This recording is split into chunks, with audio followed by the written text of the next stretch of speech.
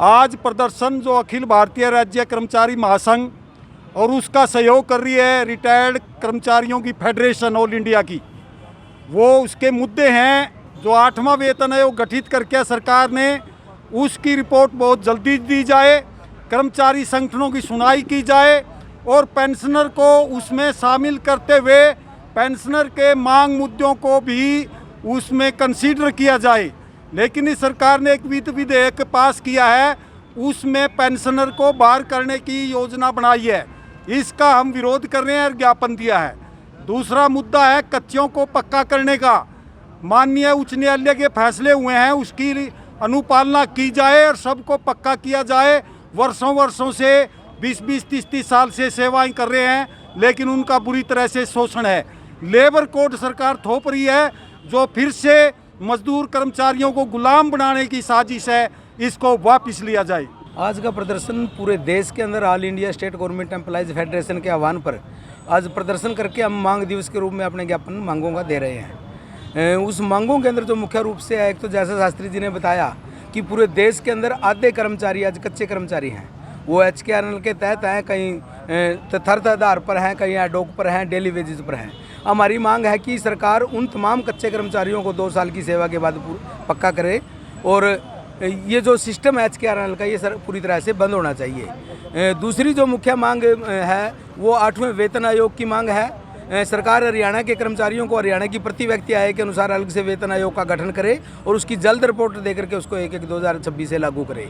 तीसरी जो मुख्य मांग है हमारी, वो सरकार PFRDA बिल संसद के अंदर वापस लेकर के कर्मचारियों को जो सामाजिक सुरक्षा के रूप में पेंशन की सुविधा है वो सरकार दे। NPS UPS वापस लेकर के पुरानी पेंशन बहाल हो। अगली जो मुख्य मांग है हमारी, विभाग हरियाणा की आबादी के अनुसार, पूरे देश की आबादी के अनुसार नए पद सृजित किए जाएं। हम देखेंगे कि 1986 के अंदर भी हरियाणा के अंदर 4 लाख कर्मचारी थे और आबादी 3 गुना बढ़ने के बाद आज भी 4.5 लाख कच्चे पक्के दोनों कर्मचारी हैं, जबकि 11 लाख कर्मचारी कम से कम होने चाहिए। तो बेरोजगारों को रोजगार मिलना चाहिए।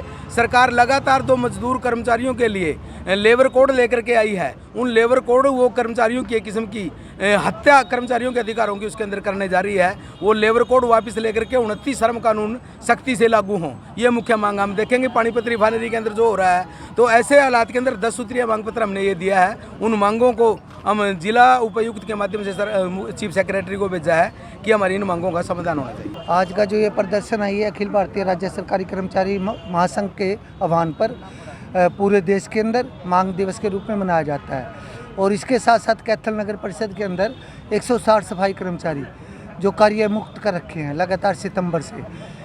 पहले 1 महीने की अप्रूवल दे दी थी, उसके बाद लगातार वो जनवरी से ख़त्म हो ली। अब भी वो बेरोजगार है।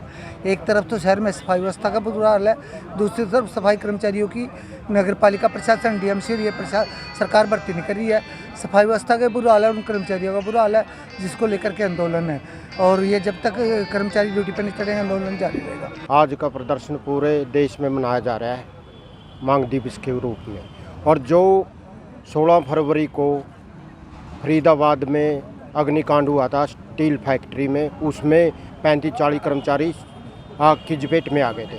उसमें से 6 कर्मचारी मौत के मुंह में चले गए हैं। उसमें 2 फायर के कर्मचारी, 1 पुलिसकर्मी और 1 फैक्ट्री मालिक का बेटा और 2 मजदूर।